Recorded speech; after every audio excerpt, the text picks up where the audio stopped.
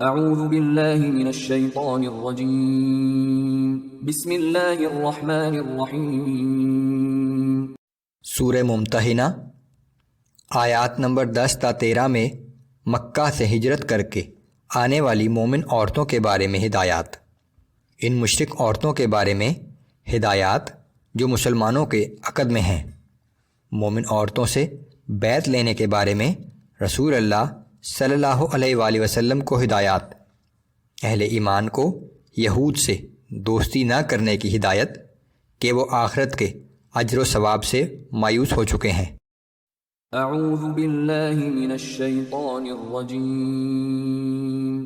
یا ایہا الذین آمنوا اذا جاءکم المؤمنات مہاجرات فامتحنوہن۔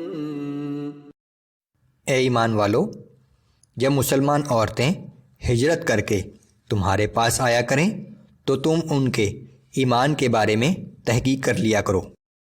اللہ اعلم بإیمانہن فإن علمتموہن مؤمنات فلا ترجعوہن إلی الكفار لا ہن حل لهم ولا هم يحلون لهم۔ اللہ تو ان کے ایمان کی حقیقت سے خوب واقف ہے، پھر اگر تمہیں یقین ہو جائے کہ وہ واقعی مومن ہیں تو انہیں کفار کی طرف واپس نہ بھیجو، کیونکہ نہ تو وہ عورتیں کافروں کے لیے حلال ہیں اور نہ وہ کافر ان عورتوں کے لیے حلال ہیں۔ وآتوهم ما أنفقوا ولا جناح عليكم أن تنكحوهن إذا آتيتموهن أجورهن۔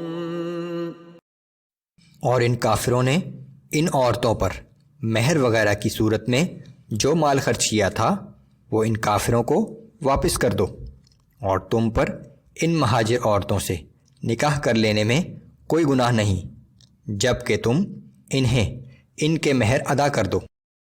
ولا تمسكوا بعصم الكوافر واسألوا ما أنفقتم وليسألوا ما أنفقوا۔ اور تم بھی کافرہ عورتوں کو اپنے نکاح میں نہ روکے رکھو، البتہ جو مال تم نے مہر وغیرہ کی صورت میں ان پر خرچ کیا ہے وہ ان کافروں سے واپس لے لو، اور اسی طرح جو مال کافروں نے ان ہجرت کرنے والی عورتوں پر خرچ کیا ہے وہ تم سے واپس لے لیں۔ ذالکم حکم اللہ یحکم بینکم واللہ علیم حکیم۔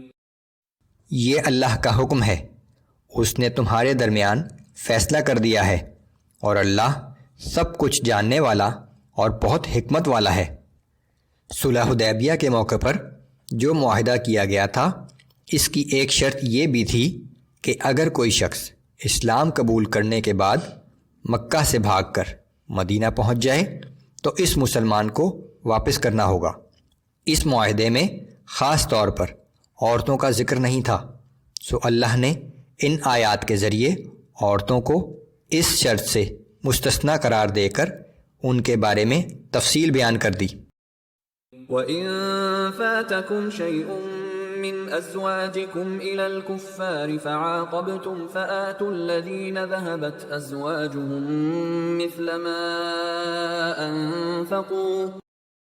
اور اگر تمہاری بیویوں میں سے کوئی بیوی تمہیں چھوڑ کر کافروں میں چلی جائے اور وہ لوگ اس کا مہر تمہیں واپس نہ کریں تو ایسی صورت میں جب کافروں کو مہر دینے کی تمہاری نوبت آئے تو یہ مہر کی رقم ان کافروں کو دینے کی بجائے ان مسلمانوں میں ان کی خرچ کی ہوئی رقم کے برابر تقسیم کر دو جنہیں ان کا مہر واپس نہیں کیا گیا، یا مال غنیمت ہاتھ آئے تو اس میں سے ادا کر دو۔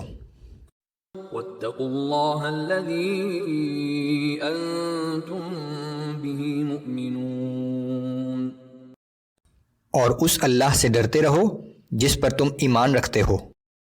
یا ایھا النبي إذا جاءك المؤمنات يبايعنك على أن لا يشركن بالله شيئا ولا يسرقن ولا يزنين ولا يقتلن أولادهن ولا يأتين ببهتان يفترينه بين أيديهن وأرجلهن ولا يعصينك في معروف فبايعهن واستغفر لهن الله ان اللہ غفور رحیم۔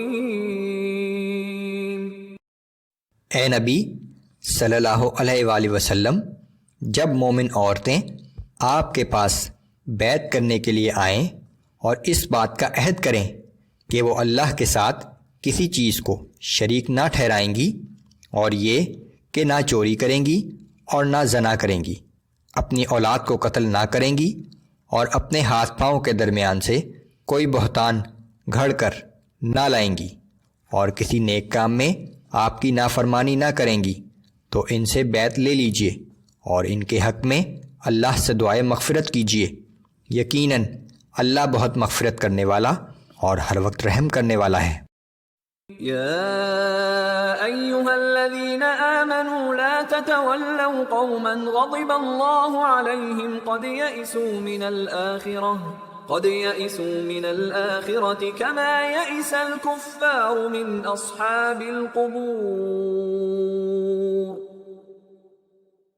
اے ایمان والو، ایسے لوگوں کو دوست نہ بناؤ جن پر اللہ کا غضب نازل ہوا، وہ تو آخرت کے اجر و ثواب سے ایسے ہی مایوس ہیں جیسے وہ کافر جو قبروں میں مدفون ہیں۔